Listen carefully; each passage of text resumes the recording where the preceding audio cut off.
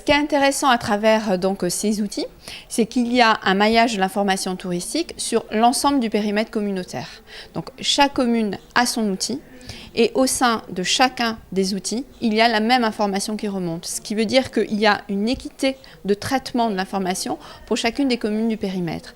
Et après, on sait qu'au sein de ces bornes, l'information va au-delà, évidemment, du périmètre communautaire qu'elle lui balagne. Il y a la balagne, et ça c'est toujours dans un souci de cohérence territoriale, puisque nous avons des actions communes avec l'Office de tourisme de l'île Rousse, et au besoin aussi, c'est une information qui est régionale.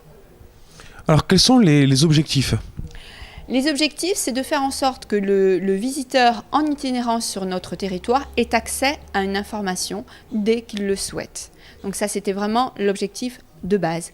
Ensuite, de susciter cette itinérance, de faire en sorte qu'il y ait aussi un dynamisme au sein de chaque commune du rural, de façon à ce qu'il y ait, encore une fois, une équité au niveau du traitement de l'information et que le visiteur, il puisse avoir un petit office de tourisme mobile dans chacun de ses déplacements. En fait, le travail qui a été effectué, c'est d'intégrer une base de données qui est commune à l'ensemble des supports. Et effectivement, l'information qui se retrouve sur les bornes va se retrouver sur notre site internet en cours de reconstruction, sur une application pour l'internet en séjour, et évidemment nos locaux, nos bureaux d'information touristique, notre siège à Calvi, où il y a effectivement un certain nombre de conseillers en séjour pour un conseil peut-être plus personnalisé.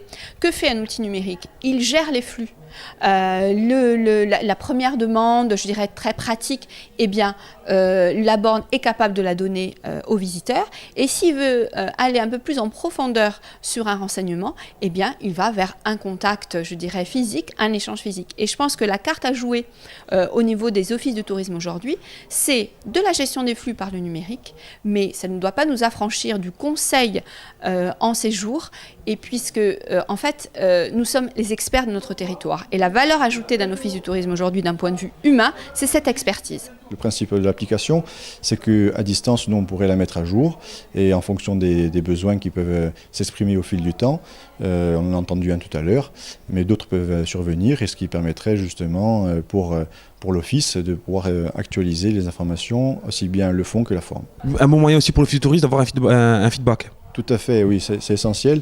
Effectivement, derrière cette application, on centralise et on enregistre l'ensemble des statistiques qui sont lorsque l'utilisateur clique sur une rubrique ou une sous-rubrique, ce qui permet ensuite à l'Office de tourisme de retraiter ces informations pour appliquer une stratégie adéquate. C'est-à-dire, est-ce qu'il regarde plus l'agenda, est-ce qu'il regarde plus où dormir, est-ce qu'il regarde plus à voir, à faire. L'ensemble des rubriques seront enregistrées avec des statistiques précises, et à la fin de la saison, l'Office de tourisme pourra juger quelle stratégie elle devra mettre en œuvre pour être encore plus adéquate à la demande sur le territoire.